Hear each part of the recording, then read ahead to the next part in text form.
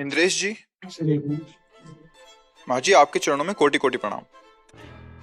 महाराज जी, श्री जी की कृपा से काफी समय से वृंदावन वास कर रहा हूँ, नित्य आपका प्रवचन सुनता हूँ। गुरु जी, मेरा एक सवाल है, क्या माता पिता की सेवा करते हुए भगवान को नहीं पा सकते? क्या भगवान को पाने के लिए घर छोड़ना जरूरी है? गुरुदेव भगवान। किसने कहा घर छोड़ना जरूरी?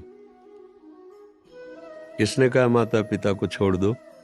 आजकल लोग कहते हैं। आजकल लोग कहते हैं, लोग तो कहते हैं शराब पियो, मांस खाओ, बेविचार करो। करोगे? लोग नहीं। तस्मात् शास्त्रम प्रमाणम ते कार्याकार्यो व्यवस्थित हो। भगवान आदेश करते हैं, शास्त्र के अनुसार ही कार्य और अकार्य दोनों का निर्णय किया गया, क्या करना चाहिए क्या नहीं करना चाहिए। दो मार्ग हैं, एक है प्रवृत्ति मार्ग, एक है निवृत्ति मार्ग। निवृत्ति मार्ग मतलब संन्यास मार्ग, बाबा जी का जैसा मार्ग। इस मार्ग में जब हम चलते हैं तो माता पिता के चरणों में प्रणाम करके उनसे अनुमति लेकर आजीवन के लिए उनसे ना मिलने का वैराग्य लेते हैं। जिस दिन से जन्मभूमि से निकले, खत्म। माता पिता भाई बंधु परिवार, अब हमारा भगवान के सिवा कोई नहीं। लौट कर आज तक नहीं गए। जिस रसोई में बचपन में खेलते हुए भोजन पाया और उससे निकले, आज तक उस रसोई में बैठकर कवल नहीं तोड़ा। जिस माँ ने पालन पोषण किया, उसी के आशीर्वाद से निकले, वो पधारी क्या हुआ जीवन में नहीं देखा।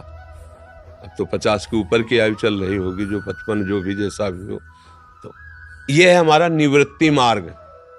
लेकिन गृहस्थी मार्ग में माता पिता को भगवान मानकर उनकी सेवा करते हुए खूब नाम जप करो, वही भगवत प्राप्ति होगी।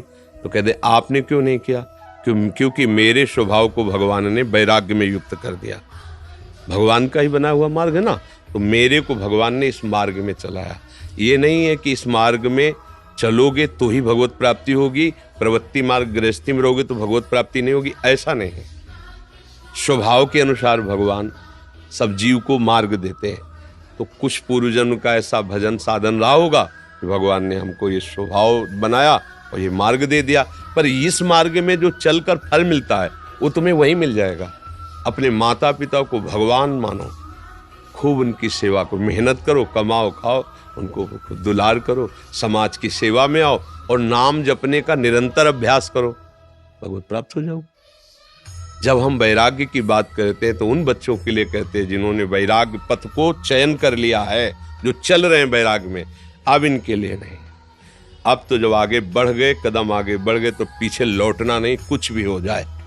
लेकिन आप अभी इस भेष में हैं। अब जो भेष हो उसी के अनुसार चलना चाहिए, जिस मार्ग का पथिक हो उसी के अनुसार चलना चाहिए।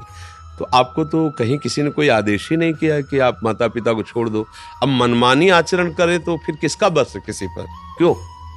अब लोग कहते हैं, ये तो बिल्कुल बेकार वाली बातें हैं। लोग तो किसी को नहीं बख्शते हैं।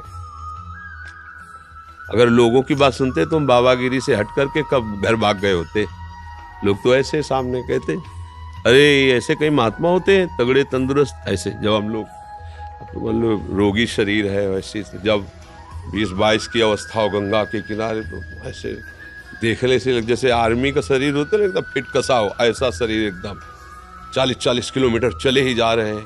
भोजन की व्यवस्था आने पर खूब प्राणायाम और आसन व्यायाम और ब्रह्मचर्य, तो उसका लोग ऐसे सामने का ऐसे थोड़ी बाबा जी होते। मतलब लोगों की भावना होती है बाबा जी मतलब बूढ़ा, मतलब पतला सा, ऐसा कुछ भावना नहीं होता कि वो ऐसा होगा बाबा जी का ऐसा। और ऐसे कोई बाबा जी होते चिकले चुपड़े तगड़े तंदुरुस्त, ऐसे बाबा जी थोड़ी होते।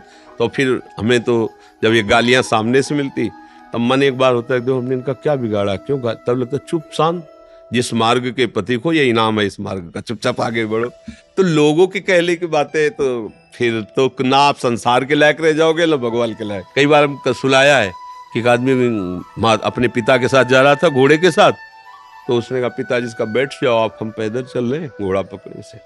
कुछ लोग सामने खड़े थे, उन्होंने कहा यार लड़का पैदल चल रहा है और तुम घोड़े में बैठे हो, तुम्हें शर्म नहीं आती?